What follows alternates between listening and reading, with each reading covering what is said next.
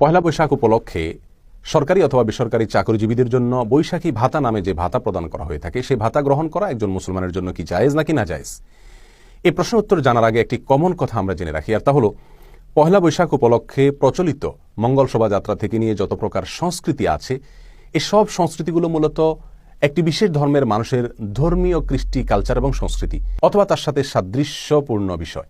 আরেকজন মুসলমানের জন্য অন্য কোনো ধর্মের মানুষের ধর্মীয় কৃষ্টি কালচার সংস্কৃতিকে অথবা তার সাথে সাদৃশ্যপূর্ণ কোনো কিছুকে গ্রহণ করা কোন অবস্থাতেই জায়েজ নাই। রাসূল করিম সাল্লাল্লাহু আলাইহি ওয়াসাল্লাম পরিষ্কারভাবে জানিয়েছেন, মান তাশাব্বাহা বিকওমিন ফাহুয়া মিনহুম।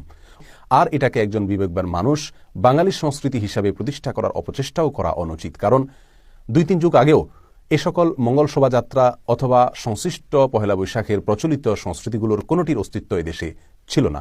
অতএব এটাকে বাঙালির ঐতিহ্যবাহী সংস্কৃতি অথবা সার্বজনীন সংস্কৃতি হিসাবে প্রতিষ্ঠা করার অপচেষ্টা এটা কোনোভাবেই গ্রহণযোগ্য নয়, এটি ভুল।